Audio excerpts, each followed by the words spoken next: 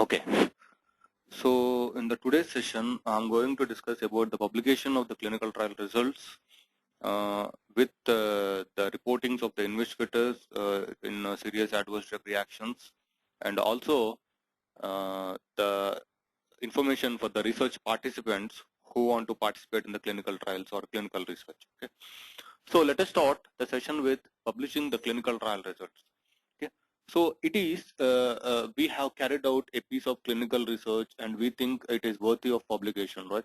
So at the same time, as most physicians, we have a trepidations to overcome about writing also. Okay, so what we are going to do generally, okay, to review the responsibilities of authorship, but most of all generally how to do in terms of getting a paper written when you have a data that justifies it. Okay, so let us start with consideration of an author's responsibility. Okay, so first we need to have a clear message that merits the publication. Okay, so why are we undertaking this effort to write up about the data? Okay, so secondly, we want to present the message clearly and truthfully with appropriate documentations. Okay, and thirdly, we need to give credit, okay, where it is due to other publications also. Okay, so we need to avoid duplicate publications, and also we need to make full disclosure to any real or potential conflicts of interest.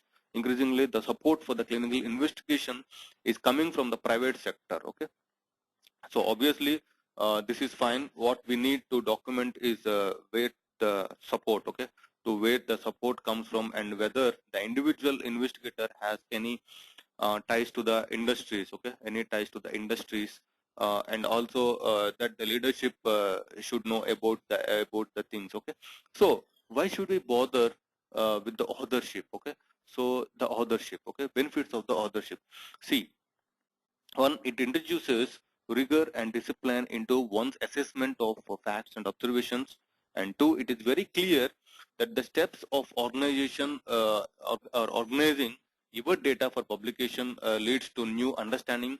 And the third and the most important concept is the idea that research is a continuum. Okay, it does not have a finite beginning and a finite end. Okay, so generally a successful research project is the one where we have to reach the conclusions and generate a new hypothesis, and also to design a new study to further the field beyond the point to which we have to just taken. Okay, so generally it is fair to say that most of the physicians are not overly comfortable with writings, right? So in fact, it has been called the doctor's malady, okay, which is writing apraxia. Okay, so why is this? Okay, why do so many of us hesitate before writing a paper?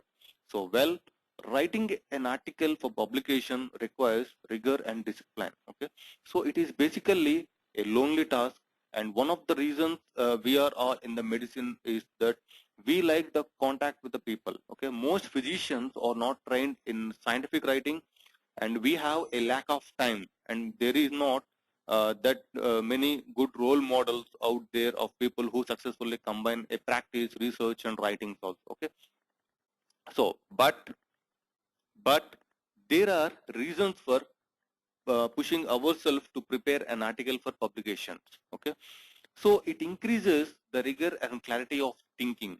Okay, but most of us, it is part of our responsibility. Okay, so generally as a responsible member of a clinical research community, okay, so we have to share the ideas. Okay, we have to share the ideas. Okay, in particularly short, where we have ideas that have been generated by the human experimentations. Okay, so generally it adds an increased reason to share our observations and thoughts with the general community. Okay, so in way of practically, okay, practically publication will enhance your credentials and prestige, and also it provides a unique reader, okay, a more competent reader and assessor of what has been published once yourself have taken part in the process involving in writing or involved in writing. Okay, so the goals of medical writings should be clear, and we have to write with the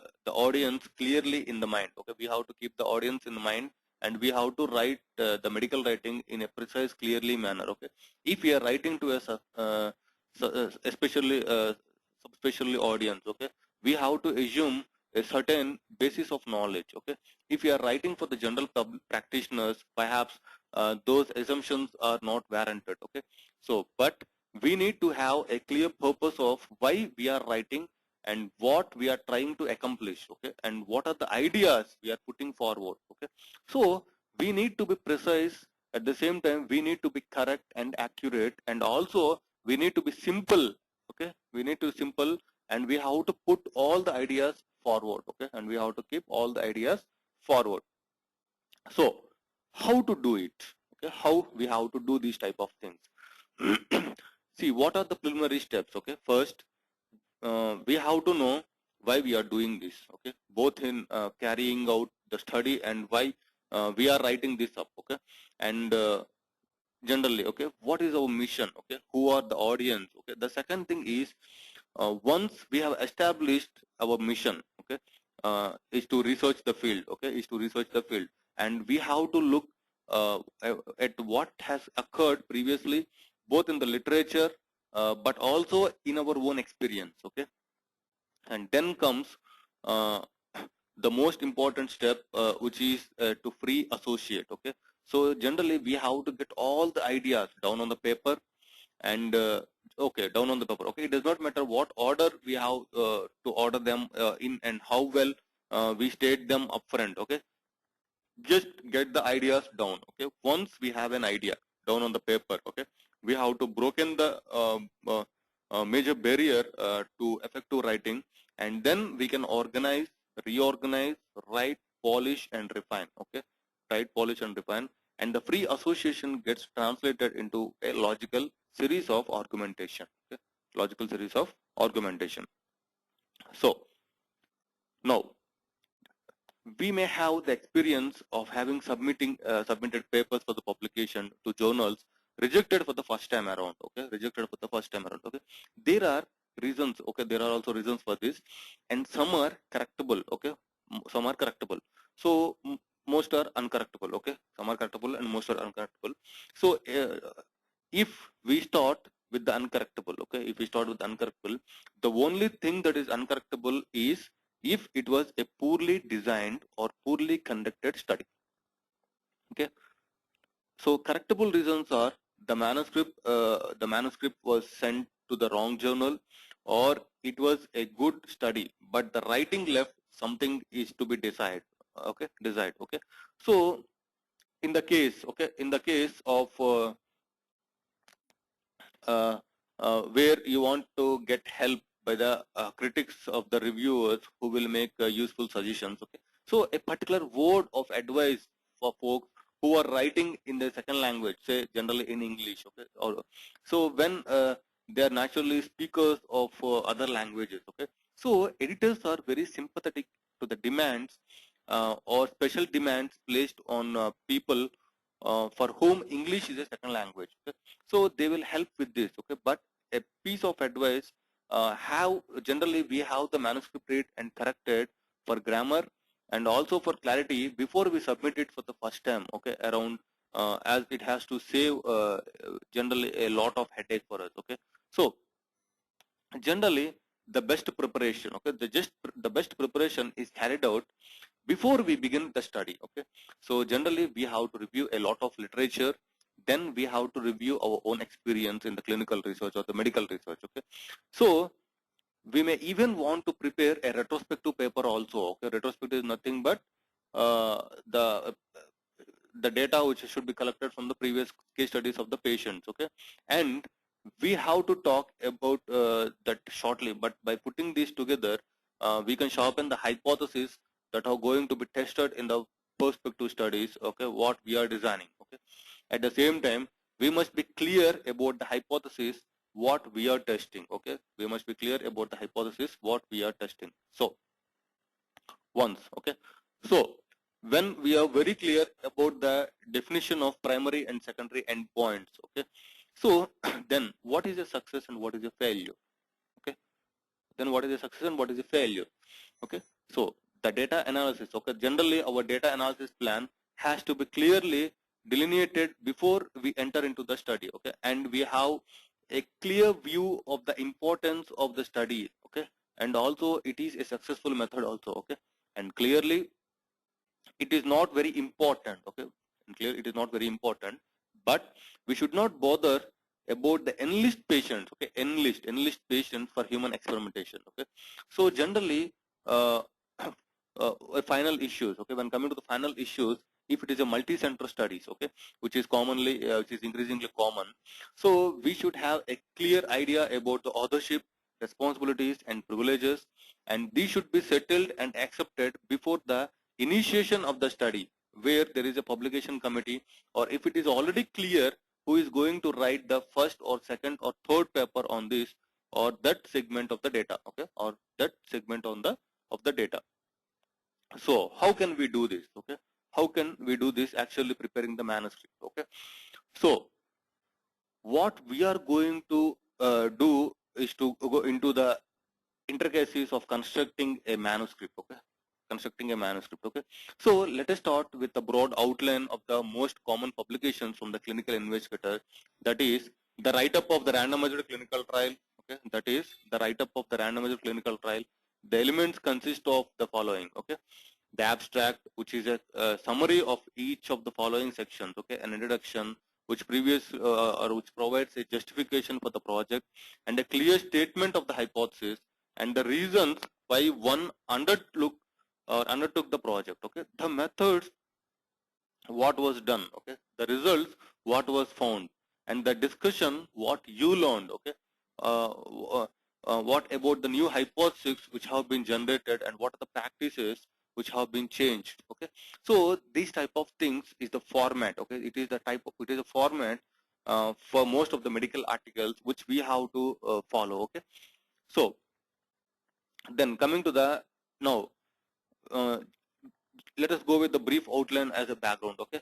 So let us look of all these components in more detail.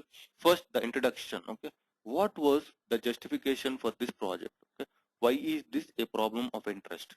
What is the state of existing knowledge and what is our hypothesis, and why does the particular study design we choose offer an opportunity for answering the questions, okay, for answering the questions, okay. So the materials, okay, and methods are most important because uh, we actually did and about the nature of the study populations, okay, their age, their sex and their ethnic backgrounds, okay, the professional setting, the office or the hospital or a nursing home where the study was performed, okay, and very importantly the inclusion and exclusion criteria that were defined, okay. So the study design needs to be carefully delineated, including the nature of the intervention, the endpoints that were assessed, both primary and secondary, and the statistical design that was used for analyzing the data.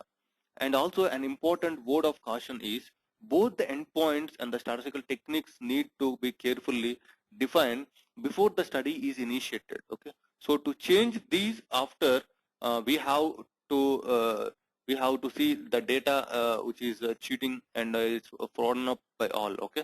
So uh, to do this, okay, we have to keep the study design in the mind and the nature of the intervention what the doctor or investigator is providing, and also uh, the endpoints, okay, the primary and the secondary endpoints which were been assessed by the investigator or by the researchers, and also the statistical techniques, okay, and also the statistical, and these comes in the results section, okay. It is just the facts, okay, this is not an interpretations, okay.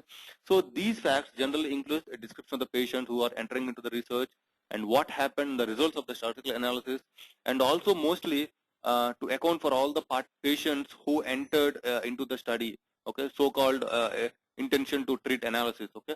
So then one has the statistical aspect of the analysis, like tables and figures are important in clearly presenting the data in the result section, okay, this is most important. And when we come to the perhaps uh, the most important thing here is, okay, so the description of the patients who are entering. Okay, so who are these descriptions? Okay, whether the younger age group, okay, whether the older age group, okay, whether the middle age groups, okay, and what happened to the younger age group, and what happened to the older age group, and what happened to the middle age group. Okay, at the same time, results of the statistical analysis. Okay, what is the result? Okay, what is the average value of a particular or what is the average blood sugar level of a group of patients in a younger people, and what is the average blood glucose level, okay, in the older age people, okay, when a drug has been intervened into that body. Okay, so these type of results, okay, should be neatly presented in the form of LGT, okay, listing graphs as well as tables, that is tables, figures, and also the listing. Okay, so when we coming to the most important presentation about the discussion, so here we can outline was the hypothesis proven or disproved, and why should the reader care about these observations, and what are their meaning and their importance, and what we need to account for any controversial or anomalous data. Okay, so generally we have entitled to pose new theories or new hypotheses that are supported by the data. Okay, we have to entitle to make new hypotheses that have nothing to do with the data, and that we have just presentation, okay, or just we have to just present about the data. Okay, we have to say how the results change the current body of knowledge or thinking or the approach to a particular clinical problem. Okay, and finally the most useful studies are generating the new hypothesis and suggesting a new studies. Okay, suggesting a new studies. Okay, so when we check out the abstract, okay, the abstract comes generally next in the order of writing. Okay, it is important to realize that the abstract comes first in the publication. Okay, but one is not prepared to write the abstract until we have completed the other parts of the manuscript. Okay, the abstract consists of a summary of less than 250 words with a brief summary of the previous sections in the same format as in the article also. Okay, the introduction is one or two sentence setting forth of the hypothesis or question that is being approached. The materials and methods, okay, as to what, when, where, and how, and to whom. The results, the key findings, and the discussions is a one or two sentence summary of what did we find. Okay, what did we find? Okay, so let us go into the attention of a common publication, common form of the publication called as case report. Okay, so the case report. Okay, the introduction here is a justification of why we have to choose to publish this case. Okay, that's most important. Okay, so then comes the case description. Okay, so all the facts that make this case interesting and worthy of publications. The discussion then has the aim of placing this case in the context of previous knowledge, and what are the new insights, the new lessons, or a new hypothesis that derive from the cases. Okay, so at the same time, the final form of the publication, that is worth mention, has a reviewing the article. Okay, so here the introduction delineates, okay, our reasons for choosing the particular topic. Okay, so what is the question we are trying to answer? Okay, the method section is a bit different form from the previous method section in the randomized clinical trial. Okay, so the method section defines how we search the literature and the criteria for accepting and reviewing the studies, or uh, to include a case review. Okay, how we accepted cases, and what are the inclusions and exclusion criteria, and when coming to the results, what we found, and finally what is our discussion and conclusions, and what does all this mean. Okay, and what are the limitations of the trial design, and what is already described by you when we are performing a clinical research, and we have to explain what are the biases which we have introduced during the analysis, and finally the hypothesis. Okay, what are the hypotheses which we have tested in hopefully a subsequent and randomized clinical trials. Okay, so this is the completely reviewing the article. Okay, we have to keep in mind how we have to review the article and how we are writing the publication, okay, into the particular journals or something else. Okay, so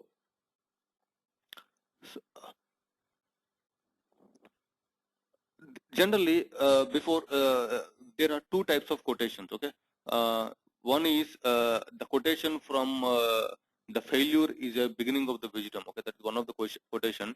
And also there is one more quotation, like the nature of clinical research is that we are going to fail more often than not.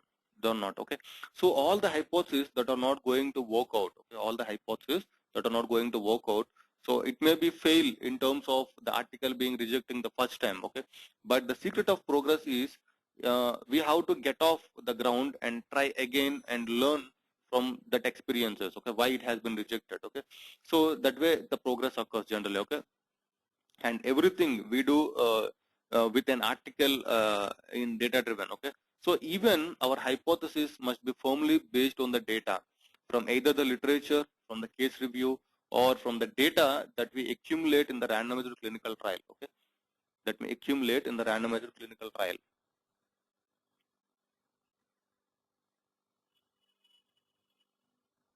Okay, so and also to summarize now, okay,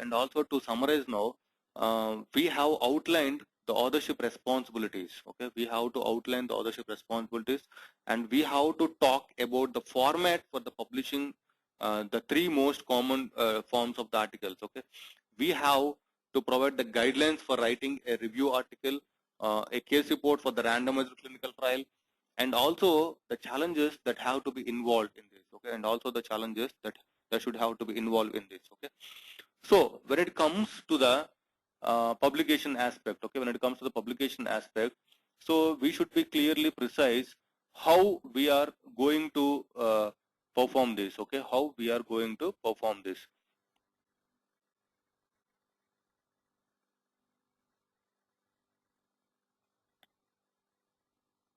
Okay, how we are going to perform this. Okay, so during the review of the articles, okay, during the review of the articles, we have to choose a specific topic. Okay, we have to choose a specific topic, and also we have to answer to the particular question which we have framed to test the hypothesis. Okay, that's the most important when we are reviewing the articles. Okay, and when it comes to the reporting by the investigators, okay, when it comes to the reporting by the investigators, so what are the investigator reporting requirements? Okay, so we are having a number of investigator reporting requirements. Okay, so generally the investigator, he plays a crucial role. Okay, the investigator has to play a crucial role in protecting the rights, safety, and also the welfare of the human subjects. Okay, and also the investigator is responsible for carrying out the sound ethical research. Okay, sound ethical research, which is consistent with the research protocol approved by the IRB or a regulatory board, institutional review board or a ethics committee. Okay, so generally, in addition to this, the investigator is also responsible for ongoing reporting to the IRB. Okay, that is institutional review board, about the conduct of the approved research. Okay, so the purpose of generally to give the investigators or sponsors or contract research organizations to report the obligations to the IRB. Okay, so generally, what can an investigator generally report to the IRBs? Okay, generally the investigator report to the IRB about the serious adverse event reporting only. Okay, so what is the criteria of reporting these serious adverse events? Okay, so generally the IRB, okay, or ethics committee requires the investigator or a sponsor or a CRO on behalf of the investigator to report the serious adverse event. Okay, to report the serious adverse event promptly within the 7 calendar days. Okay, promptly within the 7 calendar days. So generally, where the event has occurred. Okay, generally for studies with drugs or biologics or natural health products, so all the adverse drug reactions, which are both serious and unexpected, experienced by subjects in the study that was approved by the IRB and in interventional studies with the same product. Okay, and for the studies with medical devices, all the unanticipated medical devices would show the serious adverse event. Okay, so generally we have to note that serious unexpected adverse reactions from sources other than the interventional studies should be provided to the IRB only if the event occurred at the investigator site. Okay, or else the event occurred elsewhere, which has been confirmed by the healthcare professionals. Okay, which has been confirmed by the healthcare professional. Generally, it includes events reported spontaneously by patients or consumers, as well as the events reported by non-interventional studies also. Okay, non-interventional studies also. So when we come into the definitions of the most important things, so what is an adverse reaction? Adverse reaction is nothing but any response to a drug, a biologic or natural health product, okay, which is nauseous or unintended, which occurs at the doses normally used or tested for the diagnosis, treatment or prevention of a disease, or the modification of an organic function, okay, modification of an organic function. So generally a reaction as opposed to an adverse event is characterized by the fact that the causal relationship between the product and the occurrence is suspected. Okay, product as well as occurrence should be suspected. Okay, and then when it comes to the serious adverse events, okay, so serious adverse event is nothing but any untoward medical occurrence at any dose that results in death, maybe that results in life-threatening. Maybe it requires inpatient hospitalization of prolongation of existing hospitalization. Maybe it results in persistent of or significant disability. Okay, maybe it results in a congenital abnormality or a birth defect. Maybe it is also most important medical event that may jeopardize the patient or may require medical intervention to prevent one of the outcomes. Okay, one which has been listed previously. Okay, so then unexpected adverse drug reactions. So this is an adverse reaction uh, by the nature or severity of which it is not consistent with the applicable product information. Okay, maybe by investigator brochure for an approved investigational product, or package insert or summary of product characterized by an approved product. Okay, so then medical device serious adverse event. Okay, so beside interventional products, beside drugs, so there may be also the serious adverse event for the medical devices also. Okay, so this is an adverse event associated with a medical device. Compliant meets the criteria of the medical device serious adverse event. Okay, when both generally the event involved in contact with the medical devices, and or the event results in death or serious deterioration in state of health. Okay, generally that includes the life-threatening illness or injury, permanent impairment of the body function, permanent damage to the body structure, or else a condition that requires medical or surgical intervention to prevent permanent impairment of the body function or permanent damage to the body structure. Okay, so the medical device serious adverse event, generally it complies to meet the criteria of the medical device uh, serious adverse events, uh, generally by two events. Okay, the first event is it involves contact with the medical device. Okay, it involves contact with the medical and second is the events. Okay, the event results in death or serious deterioration in state of health. Okay, so then how to submit these safety reports? Okay, so generally submission of the individual adverse event case uh, reporting, generally we can report it with the help of CMOs or MedWatch forms. Okay? So a CMO's form and the MedWatch forms are both are acceptable forms where we can report the adverse drug reactions which we have seen. Okay, which we have seen. So CMO's form generally is acceptable generally in the European nations, whereas MedWatch form is acceptable under the FDA, that is in the US. Okay, USA based. Okay, so generally for local adverse events, okay, for local adverse event that meet the criteria for reporting to the IRB, so submission of a serious adverse event, unanticipated problem and deviation report form, or alternatively a copy of the relevant pages of the case report forms or other documentation are also acceptable. Okay, are also acceptable, which should provide, okay, or which should include appropriate identification number for the research protocol, such as title, investigator's name, the project number, and subject number. Okay, and also a description of the events. Okay, any action taken or any outcome of the event, and also the investigator assessment of casualty. Okay, and also a description of any changes to a protocol or other corrective actions that have been taken or not or proposed in response to the events, etc. Okay, and also, okay, so generally as per the ICH, okay, as per the ICH guidelines E2A, okay, which we have discussed in the previous classes. So it recommends that the blind, okay, blind should be broken only for a specific subject by the sponsor, okay. So even if the investigator has not broken the blind, okay, even the investigator has not broken the blind. So generally, in order to maintain the blind of the investigator, the sponsor have to submit the unblinded case to the IRB on behalf of the investigator.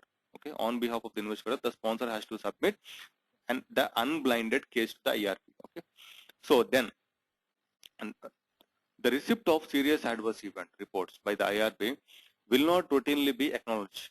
Okay, will not routinely be acknowledged. So it is the investigator responsibility to maintain evidence that he or she has submitted the safety information. Okay, and also there should be any action be required as a result of IRB review of any report, okay, other than the applications of the IRB reapproval, the investigator will be notified.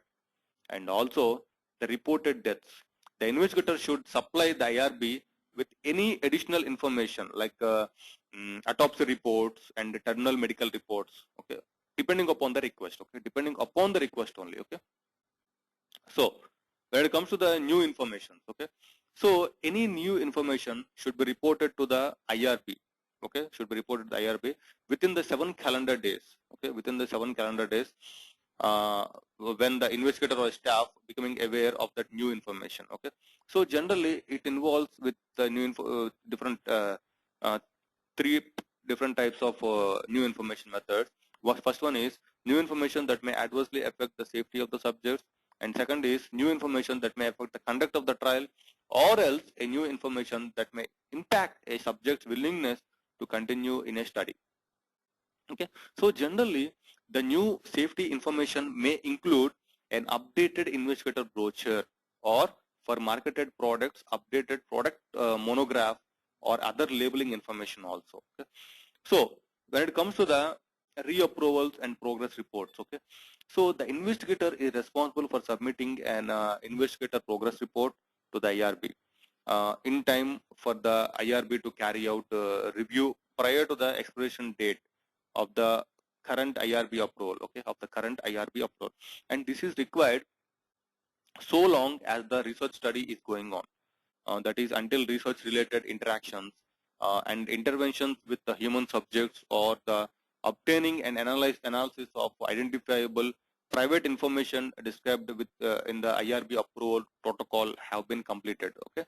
And then what should an investigator do if IRB approval expires? Okay, so generally conducting the research without a valid IRB approval is a serious violation, okay, of applicable regulations.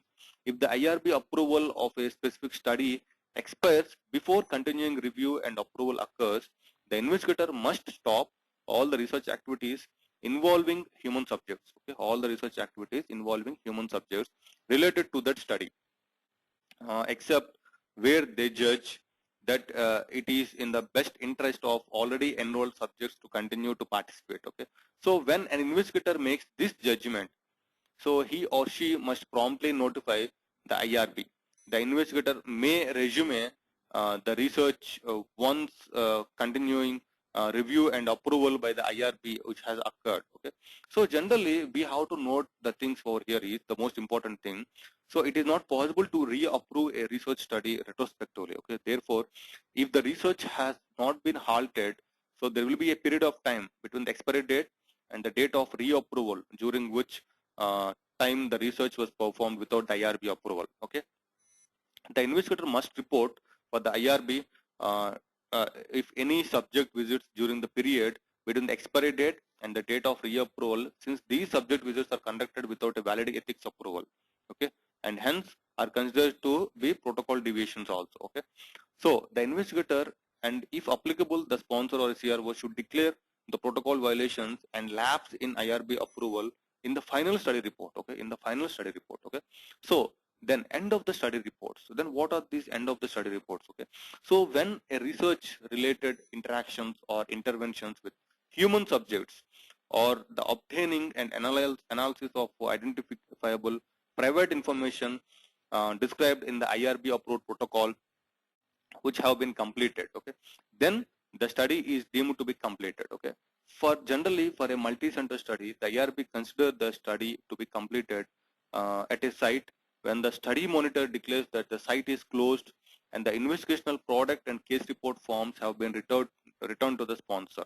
Okay, so when the human subject research study has been completed, then the investigator should complete an investigator progress report to notify the IRB of the study completion prior to the expiration date of the current IRB approval, or within 3 months after termination or completion of the study, generally whichever comes first. Okay, generally whichever comes first. Okay, so once a study has been completed, okay, assume that once a study has been completed, the investigator must continue to honor any confidentiality or privacy protection of the data. In addition, the investigator must also honor any other commitments, okay, that were agreed to as part of the approved research. For example, providing information about the study results to research subjects, or honoring commitments for compensation to research subjects for research participation. Okay, if the investigator terminates or suspends research without prior agreement of the sponsor, okay, the investigator should inform the IRB, and he has to provide a detailed written explanation of the termination or suspension. If the sponsor terminates or suspends a trial, then the investigator should promptly inform the IRB, and the investigator has to provide a detailed written explanation of the termination or suspension of the trial. So these are the most important points of view as per the side of the investigators. And when it comes to the deviations, okay, when it comes to the deviations, so generally no deviations from or change of the protocol should be initiated without prior written IRB approval of an appropriate amendment, okay, except when necessary to eliminate an immediate hazard to the subject. Okay, so all such deviations must be reported to the IRB promptly within the 7 days of the investigator staff who becomes aware of the deviations. Okay, so generally, in addition, a single subject protocol deviation must be also reported to the IRB. Okay, so if it is intended to protect the life or physical well-being of a subject in an emergency, or to eliminate an immediate hazard, or else and impact the rights, safety and well-being of the subject. For example, generally incorrect dose of the study medication, ineligible subject included in the study, when the consent violations have been done, or refusal to answer the subject questions, or else any subject visits that occurred after expiry of IRB approval and before IRB reapproval was obtained. And also the impacts, the integrity of the data, impacts of the integrity of the data, which may include the significant variance from protocol, required time, or date of blood or urine samples, okay, and also the wrong media for sample incubation, and also a failure of sample storage conditions, and also the wrong dairy or CRF in use. Okay, when a wrong dairy or CRF in use.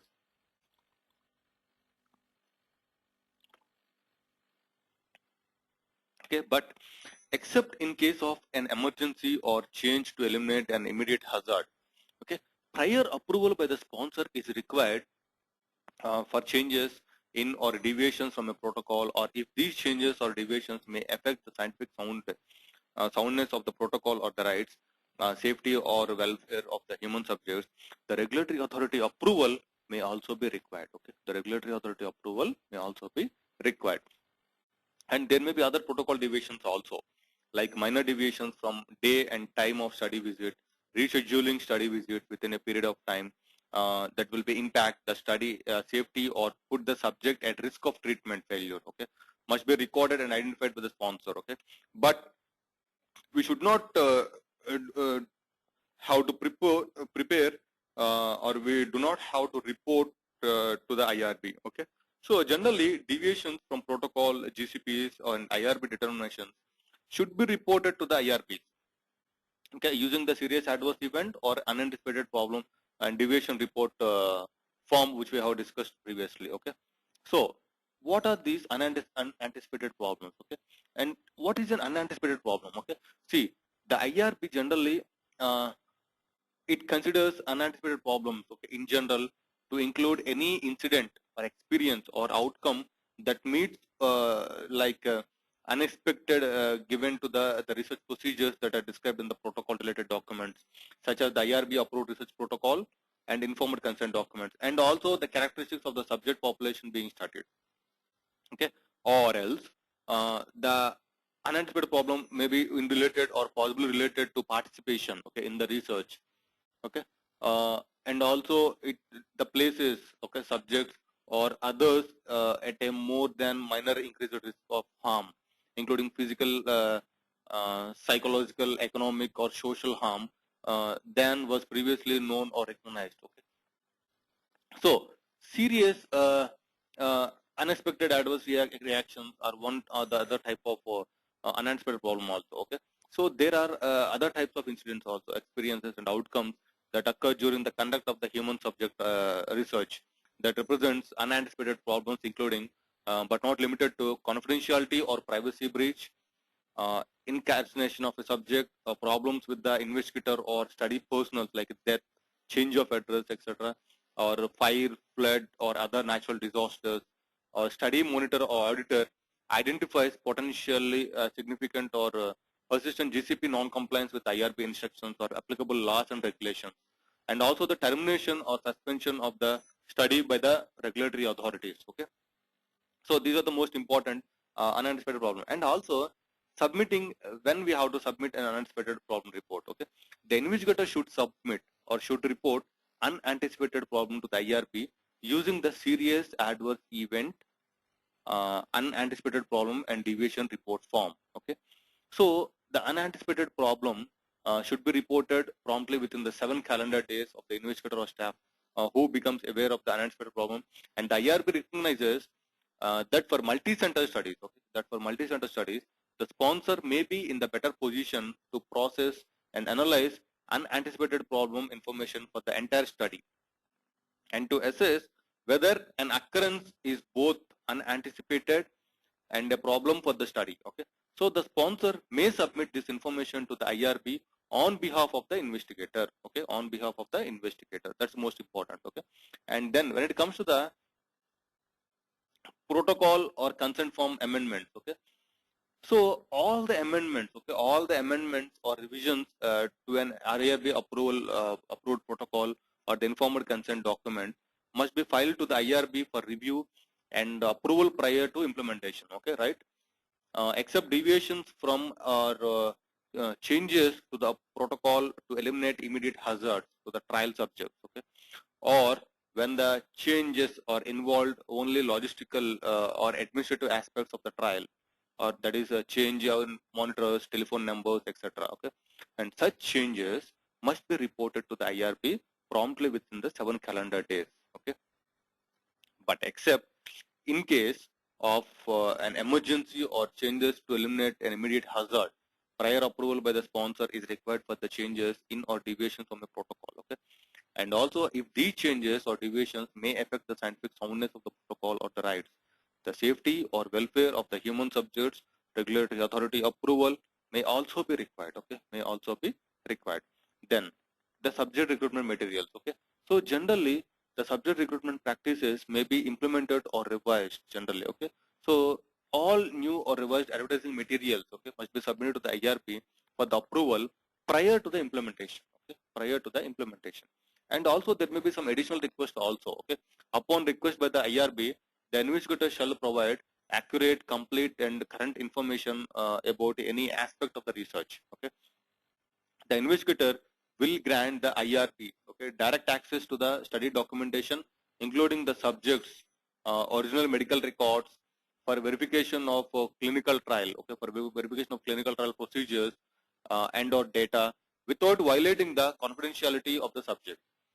And also the IRB has the authority to observe or have a third party observe the consent process and the conduct of the research also. Okay, and also the investigator refusal, okay, of an IRB request may result in suspension or termination of the approval of the research at the investigator sites also. Okay, so we have to keep in mind about the various the tasks, okay, or various approval process by the IRB, and also we have to fulfill those approval process in accordance to the patient safety and patient wellness and patient efficacy when we are conducting a clinical research or a clinical trial on the intervention clinical trial on the human subjects. Okay, and then when it comes to the research participants, okay, so whoever research participants who are participating in the clinical trials, they have to know some information, right? So the primary thing is they have to know what is the research. Okay, what is the research? So generally, research is in a scientific pattern. Okay, research is a scientific pattern or experimental pattern which is performed to answer a question. Okay, which is performed to answer a question. For example, is a new treatment better or safer than the current treatment? Okay, research in the humans cannot be done to advance scientific knowledge, or in the case of development of new treatments, research must be done to show that the new treatment is effective and safe enough to be approved for sale.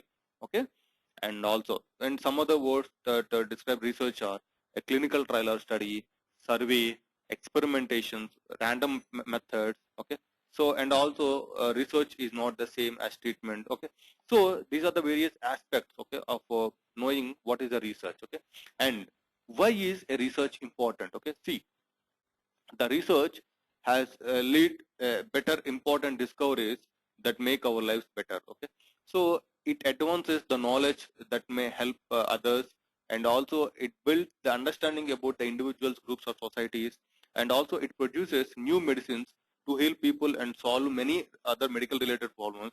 And also the research, uh, it produces the equipment or tests such as ultrasound, x-ray machines, diagnostic tests, okay, that help in the diagnosing the disease or conditions, etc. Okay, so then what is a clinical trial? Okay, so clinical trial is a scientific term for a specific type of research study that evaluates potential new treatments in people, such as drugs, biologics, natural health products, or medical devices.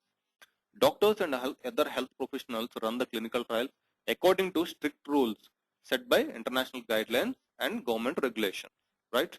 And why volunteers? Okay, why the volunteers has to be involved in the trial? See, by taking part in the research, okay, by taking part in the research, we may be able to try a new treatment, okay, that may or may not be better than those that already exist. So there is no guarantee that participating in research will be beneficial for the volunteers or research or a subject. Okay. So at the same time, there is no guarantee that the subject will receive the new treatment. Okay.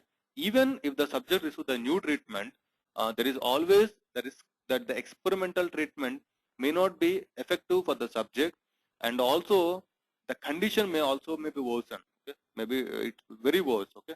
So we may experience side effects also. Okay. The subject may experience side effects, and some of them may be serious, and some may not be known in advance also. Okay? Some may not be known in advance also. So by participating in research, okay, by participating in research, the volunteer may help others in the future. Okay? The scientist may learn more about the disease or medical condition that is being studied, and this may help others who are trying to cope with the illness, right? And in some clinical trials, the volunteer may be able to receive compensation for the time and any inconveniences that the result from participating in the research. Okay? And in clinical trial, the volunteer will ordinarily receive regular and careful medical attention from the research team of doctors and other healthcare professionals. Okay, and other healthcare professionals. So there are various questions that the investigator may ask. That is, why is the research being done? Who is going to be done? Who is going to be conducting the study or research? And what exactly happened to the subject when the research is going on, or when okay?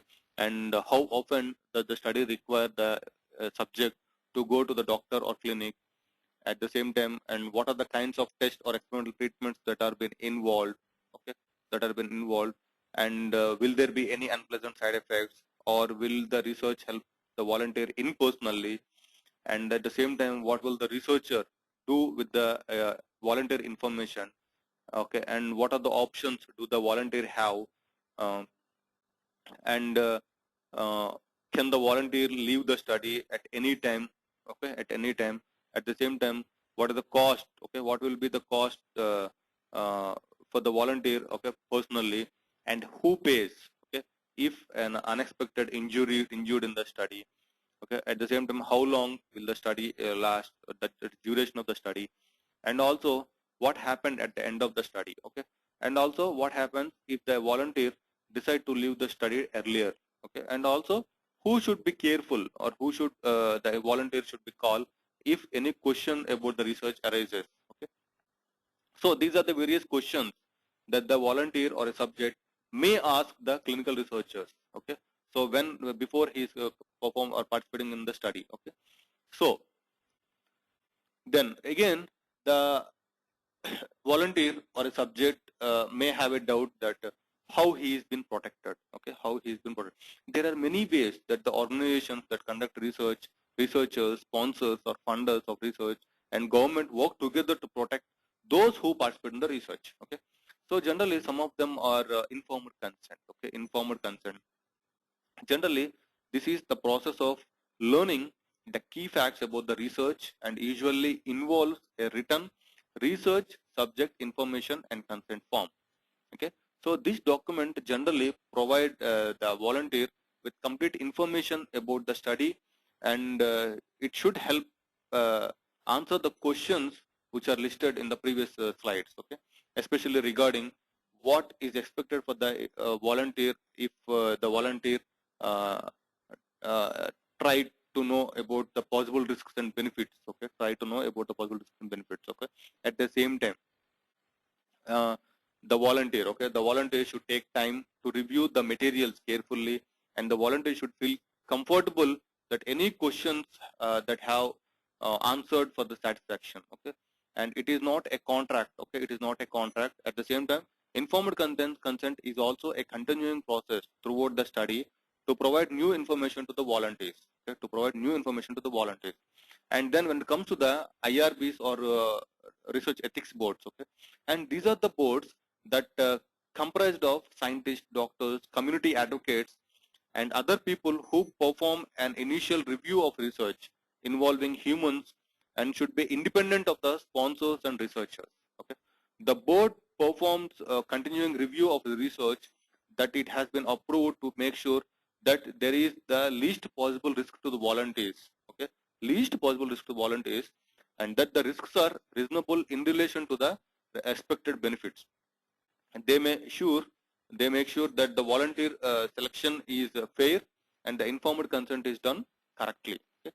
And beside these two, there is also a board called as data safety monitoring boards or a data monitoring committees. Okay, and these are the committees that are used mainly when one treatment is being compared to another in a long-term study, okay, involving serious or life-threatening diseases. So generally, they meet at predetermined times throughout the study and review the information on the safety and effectiveness of the treatment under the study. Okay, if the committee finds that the treatment is harmful or of no benefit, the committee may recommend stopping the study. Okay, the committee may recommend stopping the study. At the same time, monitoring and inspections. So during the clinical trial, okay, the sponsor of the research may monitor the progress of the trial by sending staff to check on the conduct of the study at the researchers' offices. Okay, it is also possible that the IRB or research ethical boards may conduct a monitoring visit or audit also. Okay, so governments also inspect the records and various scientists, clinics and other research sites involved in clinical trials. Okay, so the purpose of the inspection is to make sure that the volunteers are being protected and that studies are being done correctly. Okay, that the studies are done correctly. So the volunteer protection or the subject protection is the most important key role in the clinical research.